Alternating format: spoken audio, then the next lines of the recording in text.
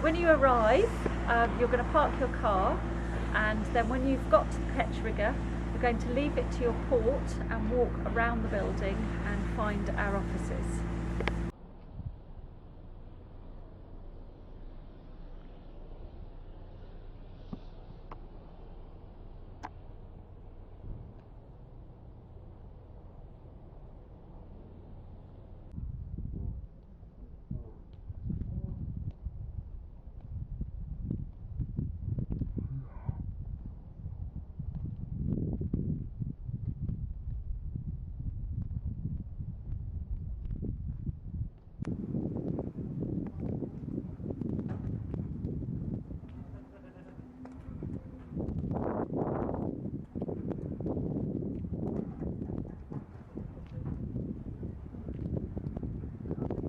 So welcome to our new look office.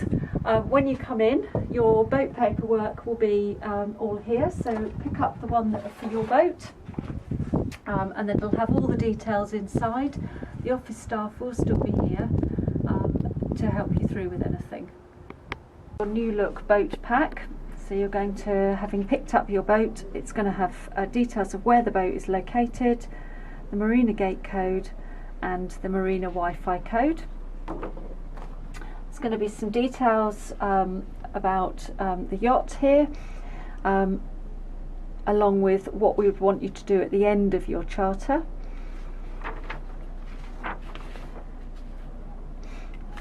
There's a useful information pack or sheet detailing some useful information that you might need during your charter. One of the really key things is our office hours number and the out of hours number, and also sea starts number.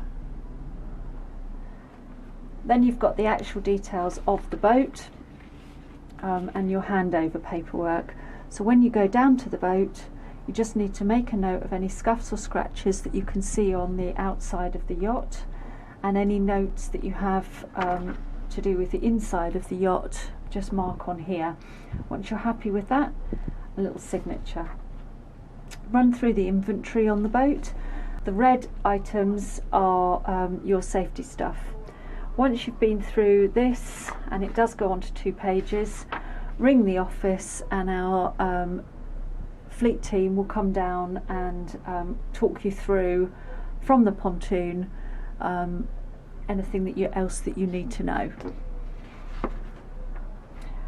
On the return of the charter, make sure that you're here an hour, 90 minutes to an hour before you're due to exit the yacht. There's some reminders in here about how we like the boat left. Let us know if you have refueled. In the joining instructions there's some details about the new requirements for refueling at MDL, so please do make sure that you follow those. Let us know if you've used the dinghy or if you've changed the gas, and then let us know if you've got any losses, breakages, damages or defects on your yacht. Just pop those in there. We do like to know about any defects so that we can make sure that we can fix them. And then once you're happy with that, a little signature. So when you're coming up to the office, you will we'll also work through all of your paperwork with regard to your security deposit and any additional paperwork that we've asked you to bring. If you need any optional extras, please, we do ask that you've ordered these in advance to make sure that we have them ready for you. Otherwise, and paid for in advance. Otherwise, we can sort those out while you're in the office and make sure that you've got everything and all the paperwork's taken care of. Okay, so when you finish with Alex in the office, done your paperwork, when you come down to the boat, go on the boat and go to the red Bible first, which will be on the chart table, and make sure you go through all of the inventory to check that everything is there, paying special attention to what's written in red, because that is your safety equipment. Once you're happy with everything, then you can give the office a call and one of us will come down for you to sign the paperwork and to answer any of your questions, or anything you cannot find that's on the inventory, we will find for you. So if you've got any questions, then we can answer all your questions and also give you tips on the best way of taking the boat out from the berth.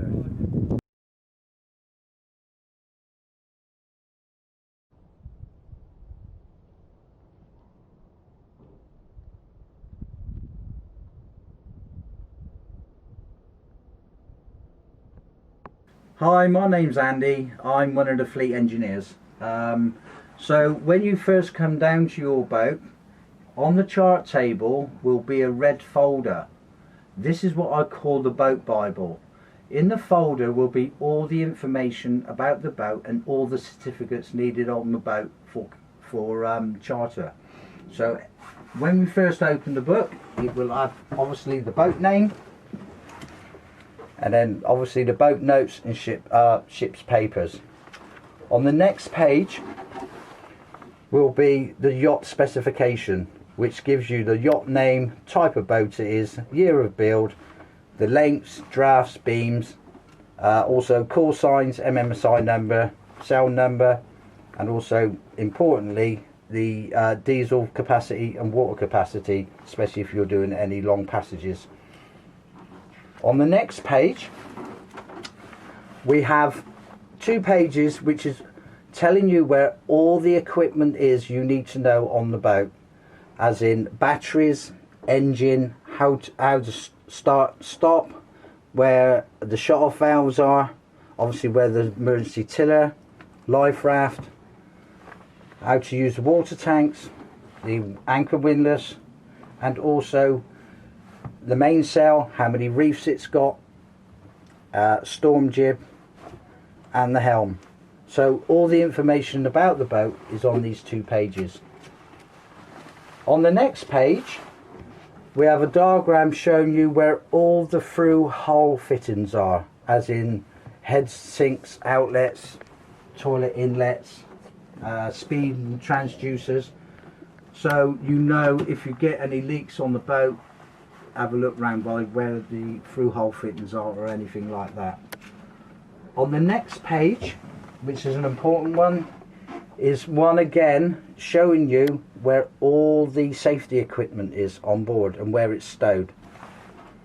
Next to that we have another copy of the inventory, but do pay close attention to what's in red, because that is all your safety equipment that is on board, and it tells you exactly where it is. On the next page we start going then through the boat papers. So it's just all the standard builder certificates, schedules, but an important one is your compass deviation card. So if you are doing any long passages, you just need to know the deviations for the compass.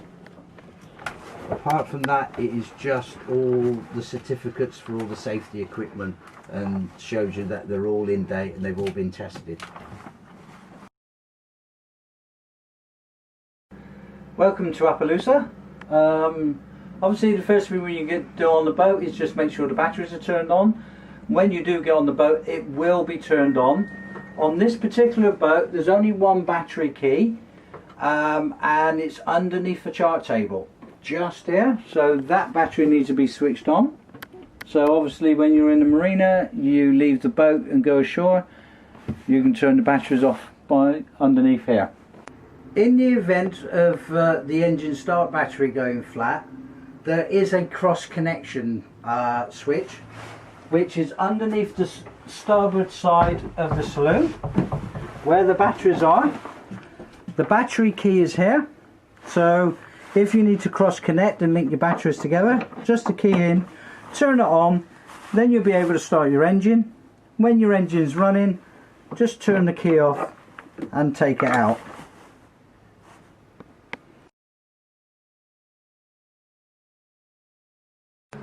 Right, the electrical panel on Appaloosa is here. So if we do the gauges first, we've got battery 1, which is the engine start battery, battery 2, which is domestics, and then we have forward fresh water, aft fresh water. Those aren't reading because I know the tanks are empty because she's just had her winter maintenance done. On this side is mainly lights, so we start off with the anchor light, which is top, steaming light, which is the second one down, bow and stern light. Then we have steaming light, then we have interior lights, so these two, followed by the lights for the gauges. That is all your instruments. That is for the VHF, anchor windlass, electric bilge pump, then we have the water pump, shower pump. This one is not used, this one is not used. Then we have the fridge, the 12-volt socket, which is just here, tri-light, and then GPS. On the shore power side, we have shore power coming in, so there's nothing to do. All your sockets and your battery charger will already be on when you connect shore power. You only just have this red switch here, which when switched on is a water heater.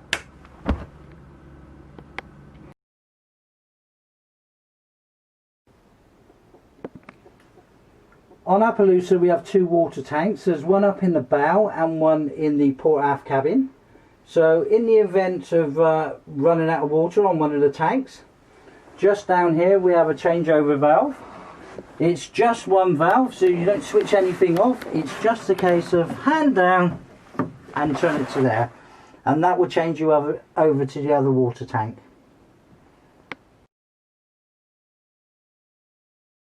The boat has a Volvo engine, and the engine is all electronic, so you have no engine key to start the engine up from here. So as long as the engine battery isolator is switched on, we can then turn power on with this button. You get Volvo Penta in the screen, and then you'll hear two bleeps. When you've heard those, just momentarily press the start button once and you get the glow plug come on. You leave this on for no more than 7 seconds and just press start to start the engine.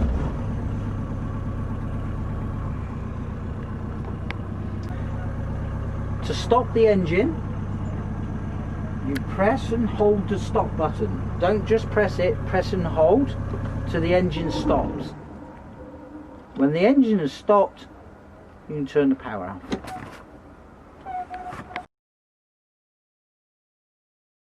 The Autopilot on Appaloosa is a wheel pilot, so the way to engage the wheel pilot is hold the wheel, engage the clutch lever, which is all the way down to there, and then press auto on the autopilot head. Now the autopilot's working. To disengage the autopilot, you hold the wheel, you disengage the clutch, so, and press standby. With the fuel gauge of Appaloosa, to activate the gauge, you just got to press and hold this button in here, and as you see, the gauge will come up and give you your fuel level.